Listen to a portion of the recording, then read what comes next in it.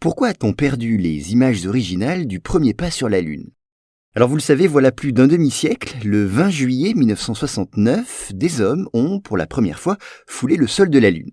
Dans le monde entier, des millions de spectateurs ont regardé ce spectacle fascinant, car bien sûr, l'arrivée des cosmonautes et leur progression sur le sol lunaire ont été filmées et diffusées à la télévision. Et on peut supposer que ces images historiques ont été soigneusement conservées par la NASA. Eh bien, il n'en est rien. En effet, l'agence spatiale avoue, en 2006, qu'elle a perdu tout simplement les précieuses bobines. Mais comment a-t-elle pu commettre une telle bévue? Eh bien, une enquête diligentée par la NASA elle-même en 2008 a permis de comprendre ce qui s'était passé.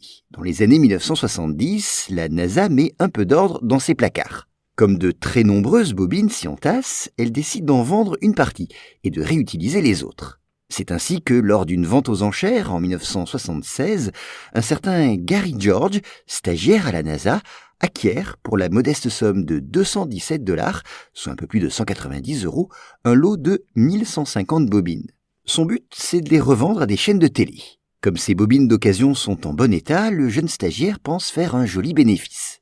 Cependant, les examinant de plus près, il remarque 3 bobines dont les étiquettes qui font référence à la mission Apollo 11 attirent sa curiosité. Aussi, il décide de les garder sans songer pour autant à les visionner.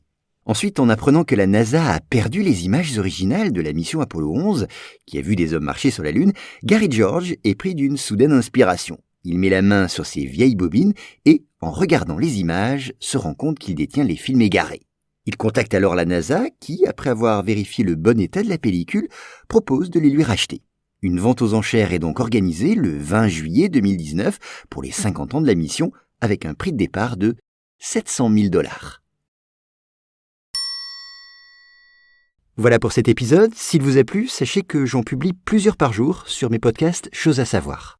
Je mets tous les liens en description. Merci.